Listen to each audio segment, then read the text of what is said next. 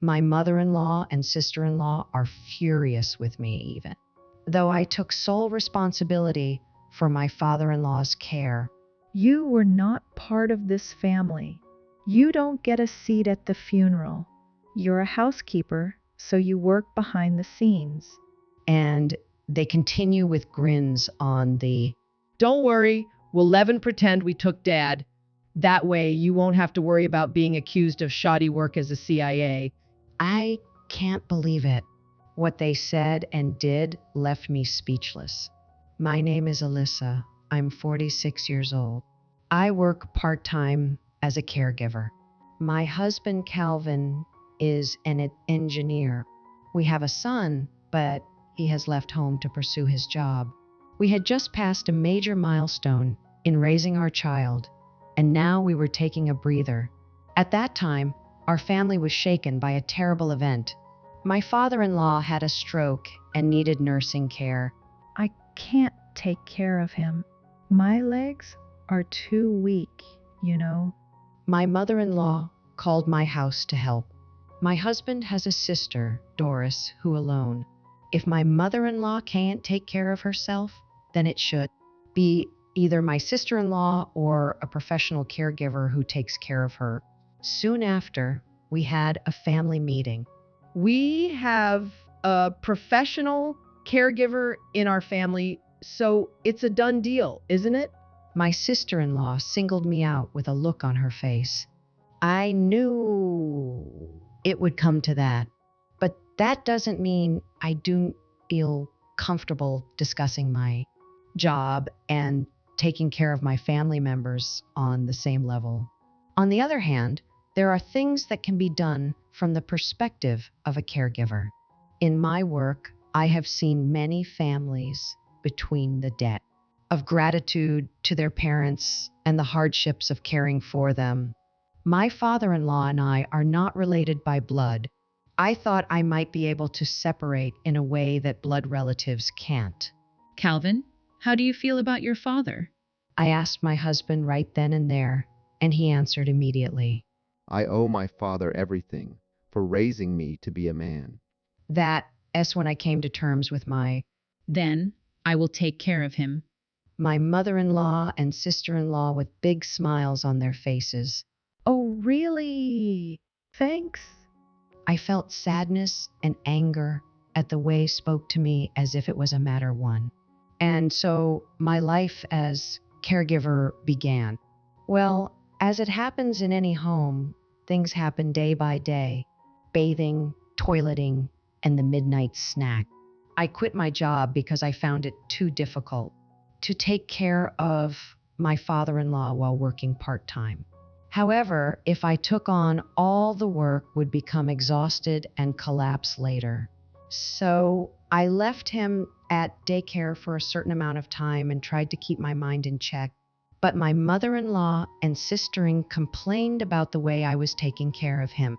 It was so lazy to leave the care of to others. Doesn't it hurt you to ask someone take care of your family? My mother-in-law and sister-in-law have forced me to be the sole caregiver. No, I'll be crushed if I have to do it alone. I tried to argue with them, but they must think I can afford it, quit my job. In the eyes of the world, leaving your child with another caregiver, even just for a few hours, would be something shameful. You heartless bitch. You'll go to hell if you treat your family like that. I couldn't take any more of their irresponsible behavior. How can you say such a thing after to do everything? I have a limp, remember? And I'm busy with work, so I can't. Both my mother-in-law and sister-in-law are repeating their reasons over and over again. They never take care of my father. He's their husband and father. They were always like this, so they even pay for the extra costs that. And in the end, while I was taking father-in-law, I never heard a word of thanks from either of them. But that didn't mean that all my hard work went unrewarded. Alyssa, thanks for watching my show today. I really appreciate it. My husband thanked me for everything. On his days off, he'd take over the kitchen, and sometimes he'd even bring me my favorite sweets as a treat. These little rewards boosted my morale times over. And so my caregiving life continued 2 years. And the day came, as it always does. The day of farewell, of course, brings up a lot of emotions. Once he was gone, all the good things my father-in-law had come back to me or cried. On the other hand, I also felt relieved. What I can say out loud and what I out loud are all coming together. It was with these mixed feelings that I attended the farewell ceremony. But what surprised me was the attitude of my mother-in-law and sister-in-law towards the relatives who had gathered there. They were talking about the last day of their father-in-law's life to everyone. Yeah, it was hard work, taking care home. But my husband was happy even on his. They would talk about things like that, taking care of my father-in-law. Thank you for taking care of him, Uniend. In response, the relatives thanked their mother-in-law and sister-in-law in a gracious way. I couldn't believe what I was seeing. At that moment, my mother-in-law was looking at me. It was a white marble floor, so her walking was very loud. My mother-in-law stopped in front of me and said, "I'm so glad you're here." What are you doing here? Wearing black, I'm sure. She almost grabbed me. What? I'm here to say goodbye to course. I tried to continue, but my mother shouted at me, and my sister-in-law, who came from my mother-in-law, continued. Yeah, I'm working behind the scenes on a few things. You're not supposed to be in the put, for God's sake. And she tried to push my shoulders. They both grinned at me and continued. Don't worry, we won't pretend we took Dad. That way, you won't have to worry about being accused of shoddy work as a CIA. What? I'm stunned by their words. Because I'm too embarrassed to say left most of the work to the hired right. So don't worry, I'll take care of all the work. They both burst into ugly laughter. I don't know what to do. I don't know anything anymore. I was almost shaking with despair and hopelessness. Then my husband gently tapped me or shoulder. Don't worry, Alyssa. I'll take care. I turned and looked at him. I think I was crying without knowing. I could see him nodding his head in agreement. It came time for the funeral to begin. I kept my distance from my mother, standing beside the ushers at the entrance. The ceremony director greeted the Ch. The order of the ceremony will be H. Little. His voice echoed throughout the hall. There was a slight murmur in the room. The mourner's address, which is usually given at the end of the ceremony, should now be given at the beginning of the ceremony. He said and handed the microphone to my husband. Thank you for attending my father's today. My husband began to introduce himself. I am the son of the deceased, but I am the chief mourner at this funeral. There was an uproar in the hall. You're not a mourner. Needless to say, the groans were of confusion. To my relatives, my husband is the son, a true blood son. What is he saying? What is this? My husband continued as if he didn't hear their voices. My wife was told this by my mother's sister, that my wife is not family, that she doesn't have a seat at this, and she must work in the back as a housekeeper. If my wife is going to be treated, then I am prepared to do the same. I will not have anything to do with this family right here and right now. My husband's voice echoed through the house, causing my mother-in-law and sister to panic. Hey, what are you doing, Calvin? My husband threw a cold stare at his and said, Then on what grounds did you say that it's not a family? The tone was harsh, and the microphone howled a little. He continued, How can you say you've been a great caregiver? You didn't even come once to check. It wasn't just my mother-in-law and sister-in-law. The whole place was abuzz with surprise. My wife took care of my father also. On top of that, my mother and sister even help us financially. They just want their daughters-in-law to do the job. Here's the record.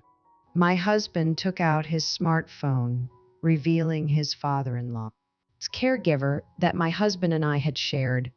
The notes clearly showed how I took him. Alyssa did her best to avoid overlapping the liquid diets each time she changed them. She also keeps a record of the number of times he defecates at night. She was concerned about my dad's constipation. My husband told everyone how I was taking care of him, reading out the notes. Now, nobody believed that my mother and sister-in-law were taking care of my father-in-law. My husband took this opportunity to the whole story.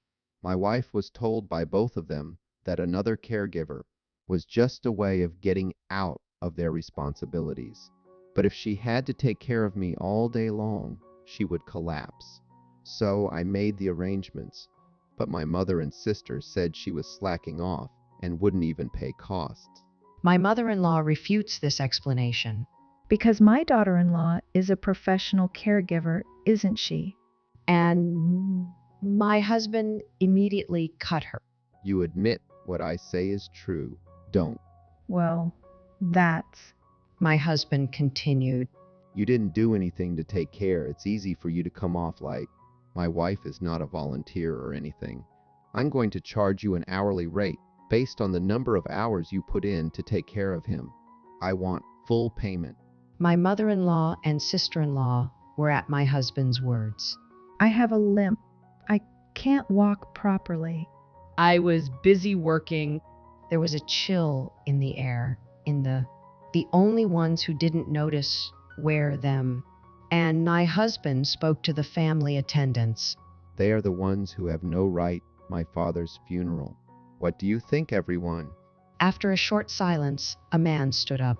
If Alyssa is not family, then I am either. He was the oldest man in the room, his father-in-law's brother. Huh? My mother-in-law gasped. I don't want to be considered family relatives with the two. I'd like to be family with Alyssa, who will take good care of my brother too. Then one of the women got up from her. I don't want them to think of me as a relative either. Now it's my father-in-law, my niece, and one by one, relatives began to want to break the relationship with two.